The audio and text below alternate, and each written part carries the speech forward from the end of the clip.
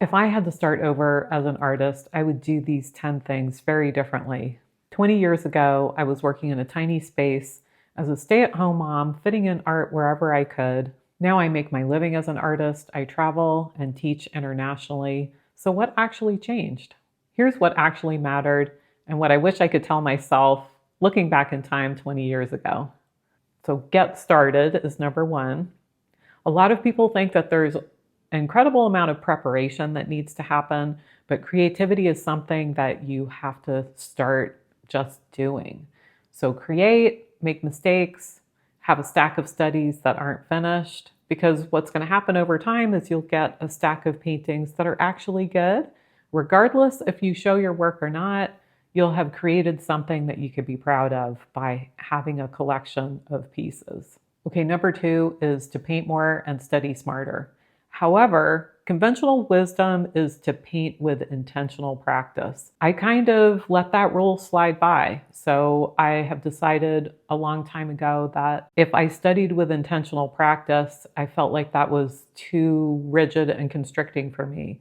So I let myself paint whatever I want. I think of doodles and sketches and also throwaway things that I know I will scrape down and repaint. For me, that has been the most beneficial way to just continue making art. And I wish I had told myself 20 years ago to calm down and it's just a piece of paper, to keep making the volume. Stop judging each piece of art that gets created. Number three is to keep it simple, but this means different things to different people. Keep it simple could be starting with big shapes or adhering to value. All of this is great for some people. So simplify is so important. I made a video on that. You might want to check it out. Number four was also a steep learning curve for me, which is to make friends with value.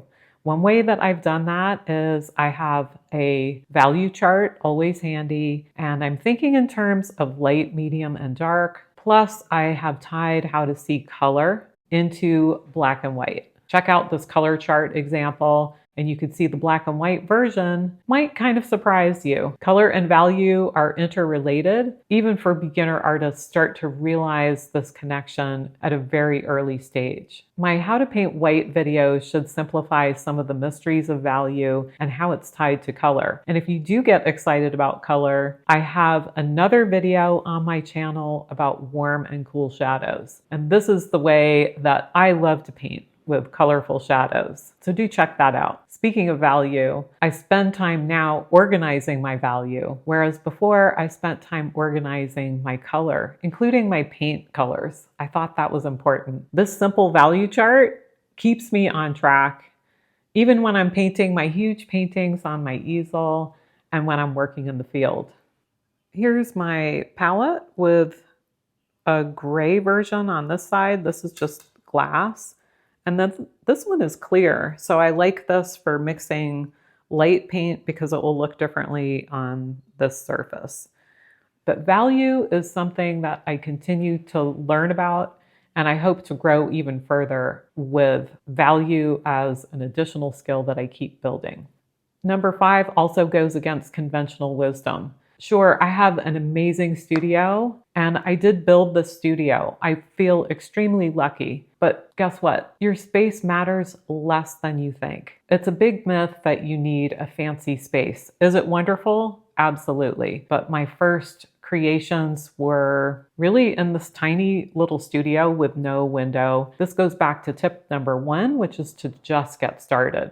I got a lot of work done in that basement studio, and I felt pretty lucky to have that space because I had had previously even smaller studios. And while I was building my studio, I spent time in the kitchen. So you can make a studio wherever you need to. Don't forget, you can take the studio outside. Outside is a great way to learn. You can paint happily on a picnic bench somewhere, and this will help you get better so much faster than if you're stuck indoors or worrying about creating the perfect space for yourself. Wipe away the myth that your studio space is critical to the development of being a better artist. Since we're talking about studio space, what about organization? You could see that my studio is big, so it looks kind of clean, but I am kind of a cluttery painter overall. My paint drawer is kind of a mess, and I have other things that I have stopped tidying because a tidy studio does not facilitate making my best art. There's times when things get so crazy I have to clean up, but happily for me, I've discovered that having everything organized and just so does not equal productivity. If I waited to get organized and then I started painting, I don't know if I would get anything done because organizing is hard for me and I can create in a mess. I've done it before. Number 6, do the work that nobody sees. Here's my sketchbooks. This is what I wanted to show you. So let's just pick some random sketchbooks. This has ended up being my favorite size, and you can see you don't need a lot of information to have sketches that might invoke the relationship of rocks or color dots of the day. This is what I'm after. Maybe just some gesture and notes. These didn't turn out, but you know what? I did it. And then here I'm just doodling out some ideas with some notes. This one I was pretty happy with, but it got pretty dark. And then we have things like this where I might be working out some thumbnail ideas. So anyway, whole pages of demos for students, travel, sketches that I've done, a little vignettes of paintings. But doing something like this is really this is my favorite way to study, is just to make kind of memory studies and do little tiny things that mean something to me, not necessarily to somebody else. So do fill up a whole bunch of sketchbooks. It's a lot of fun. Portraits. Some figure studies, because that's always fun. Trips to Paris. Way fun.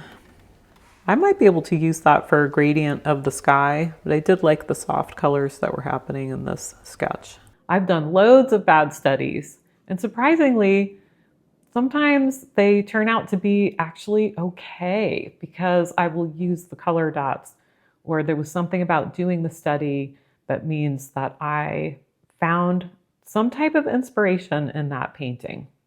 So don't discount your quote unquote bad pieces of artwork. They might actually help you more than you think. Number 7 is just put yourself out there.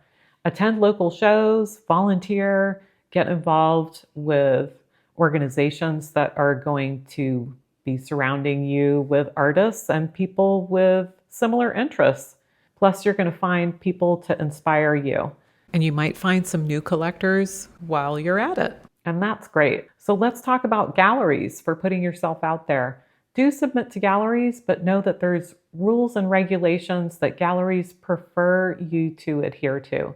The average gallery gets at least 100 submissions a month. So that's a lot of artists submitting their work.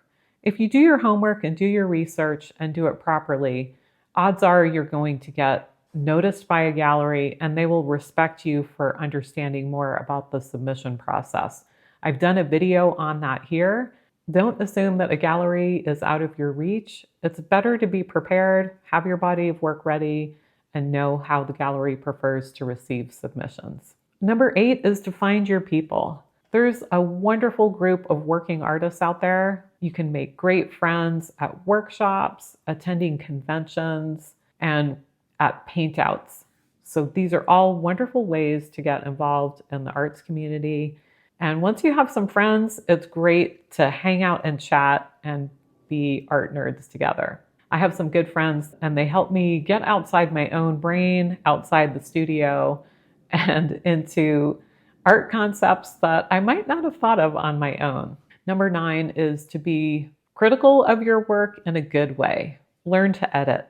Which things are working, which things are not. I often get students that say, I did this painting, and like they're afraid to change it or do anything with it. It kind of haunts them. It's hanging there on their wall. So think of that painting as a flash forward painting of where you will be comfortably as you grow as an artist and move on to the next level of creativity. Which brings me to my last point, which is do stick with it. If you stay the course, this is where the good things start to happen. Looking back, I wish I had had somebody say, just keep sticking with it. I did give up at one point because I thought I was going to focus on family life and just be happy with where I was at and what I had.